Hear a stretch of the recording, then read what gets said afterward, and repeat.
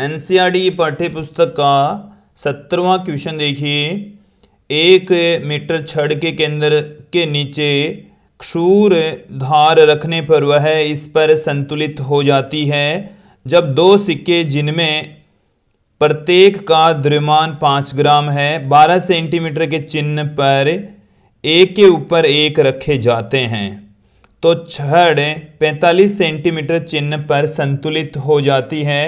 Metre छड़ का द्रव्यमान क्या है?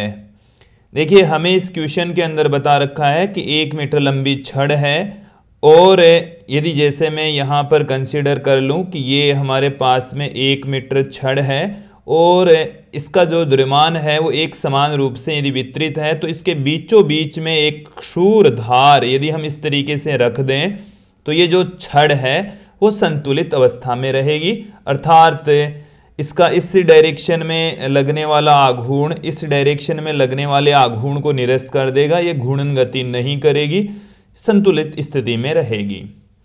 अब यदि हम क्या कर दें, इस छड़ ये हमारे पास में वही 1 मीटर लंबी छड़ है और यदि इस छड़ के एक किनारे से यहां से 12 सेंटीमीटर की दूरी पर 12 सेंटीमीटर की दूरी पर यदि यहां पर हम दो सिक्के रख दें, एक के ऊपर एक, इस छड़ के ऊपर यदि दो सिक्के रख दिए जाएं तो प्रत्येक सिक्के का जो द्रव्यमान है वो हमें 5 ग्राम दे रखा है।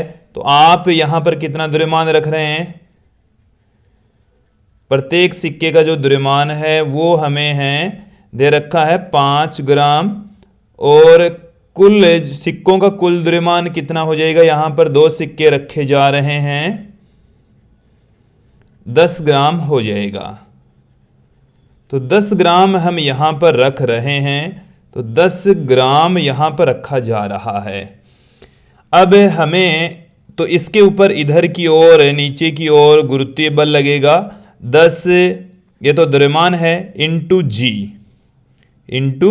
जी। तो इसका जो भार है ये जो जी है ये तो है, ये जो जी RAM ग्राम में है और ये जो जी है वो गुरुत्वीय त्वरण है। तो अब यदि यहां पर बीचों बीच आप पहले रख रहे थे, अब आप यहां से इधर 5 सेंटीमीटर इधर किसका दीजिए, इस क्षूर धार को, तब ये संतुलित स्थिति में रहेगी, संतुलन की स्थिति प्राप्त होगी। अर्थात इस बिंदु से यहां पर जो बिंदु दे रखा है इस बिंदु से ये 45 सेंटीमीटर की डिस्टेंस पर ऐसी सिचुएशन प्राप्त होगी। तो यहां से यहां तक ये तो है पूरी 50 सेंटीमीटर इस बिंदु तक, तो ये इसका मध्य बिंदु है। अब यहां पर नई संतुलन बिंदु आ गया है, इस बिंदु को यदि मैं यहां से नाम दे दूं A, अब ये संतुलन की स्थिति में है। यदि जो छड़ है इसका द्रव्यमान हम कंसीडर कर लें, छड़ का जो द्रव्यमान है वो हम m मान लें, छड़ का द्रव्यमान m मान लिया तो इसके ऊपर इस छड़ का जो गुरुत्व केंद्र है वो यहां पर है और इस पर नीचे की ओर इधर काम करेगा W बराबर mg। घूर्णन साम्यावस्था की स्थिति में ये वाला ये जो दो सिक्के हैं उनकी वजह से घूर्णन इधर क्रिएट होगा, वामावर्ती घूर्णन, और इस छड़ के भार के कारण दक्षिणावर्ती घूर्णन क्रिएट होगा और घूर्णन साम्यावस्था में दोनों ही वामावर्ती आघूर्ण तथा दक्षिणावर्ती आघूर्ण दोनों बराबर होंगे। तो वहां से हमारे पास में इस छड़ का द्रव्यमान निकल जाएगा। तो देखिए घूर्णन साम्यावस्था की स्थिति में, घूर्णन साम्यावस्था की स्थिति में, घूर्णन साम्यावस्था की स्थिति में, घूर्णन साम्यावस्था की स्थिति के अंदर क्या होगा, वामावर्ती आघूर्ण बराबर होगा दक्षिणावर्ती आघूर्ण के, वामावर्ती आघूर्ण बराबर है दक्षिणावर्ती आघूर्ण, दक्षिणावर्ती आघूर्ण। अब यहां पर जो आघूर्ण होता है वो बल गुणा घूर्णन अक्ष से उसकी दूरी होती है। तो ये तो जो आघूर्ण उत्पन्न हो रहा है ये वामावर्ती आघूर्ण है, ये दक्षिणावर्ती आघूर्ण है।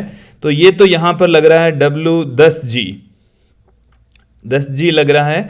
तो यहां से यहां तक की जो दूरी है, ये दूरी अब फाइंड करनी है। ये टोटल जो दूरी है वो तो है 45 सेंटीमीटर, और यहां से यहां तक की जो दूरी है वो है 12 सेंटीमीटर। तो अब इस दक्षिण यहां से यहां तक की जो डिस्टेंस है वो 45 माइनस 12 सेंटीमीटर रह जाएगी। तो वामावर्ती आघूर्ण m इंटू जी, तो m तो है 10, g हमारे पास में g के रूप में ही है। फिर दूरी, घूर्णन अक्ष से दूरी हो जाएगी 45 माइनस 12 बराबर, दक्षिणावर्ती आघूर्ण इधर लग रहा है m g, और घूर्णन अक्ष से इसकी जो दूरी है o डेश के बराबर, जो कि 5 सेंटीमीटर है। पूर्व अवस्था में इसका जो द्रव्यमान केंद्र है वो बिंदु O पर है, जो कि इस A सिरे से O तक की जो डिस्टेंस है वो 50 सेंटीमीटर है, और A से O डेश की जो दूरी है वो 45 सेंटीमीटर है। तो O डेश है वो 5 सेंटीमीटर आ जाएगा। तो मैं इधर पुट कर देता हूं सीधा ही 5 सेंटीमीटर।